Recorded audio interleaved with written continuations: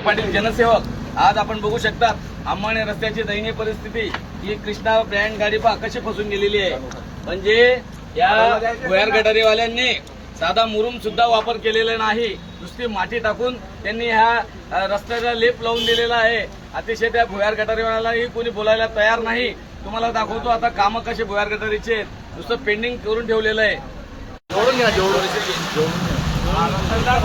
गर्दी करा, गर्दी करा।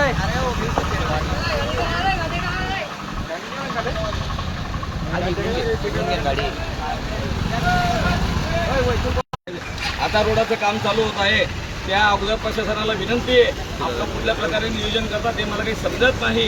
हे बघा, आपण बघू शकतो, इकडे बघा, ही आडवी अंबाणे रस्त्यात गटार गेली, नागरिकांनी तक्रार केली, आता रोडाचं काम चालू होतंय, ही गटार मोठी झाली पाहिजे। बघा, हे पाईपलाईन आहे, बघा कसं काय पाणी होईल।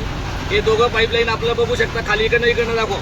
हे बघा, हे पूर्ण पॅक आहे, यामुळे सर्व हा पेंढारपुरा परिसरामध्ये जे महापूर येतो पाण्याचा, त्याला हे कारण आहे।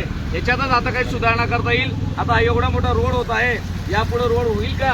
हा करोडो रुपयाचा खर्च करून होणारा रोड, त्यामुळे ह्या गटारीचं सुद्धा नियोजन झालं पाहिजे। इथं कुठल्या प्रकारे नियोजन होत नाही नगरपालिकेचं, म्हणून प्रशासनाला विनंती, आपण येऊन रोडाचं काम चालू होण्याच्या पहिले रस्त्यातले पोल, गटार, ते चेंबर याच्या प्रश्नांचं आपण उत्तर द्यावं, नाही तर तात्काळ हे आपण सोडवावं, अशी आपली प्रशासनाला विनंती आहे।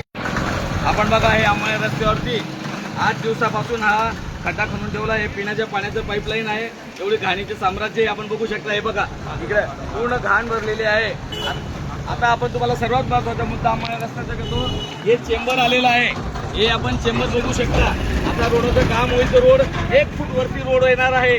मग मला समजत नाही की नगरपालिका प्रशासन करेल की सार्वजनिक बांधकामचे कॉन्ट्रॅक्टर करतील, कारण की 1 फूट वरती रोड येईल, मग चेंबर कोण वाढवेल?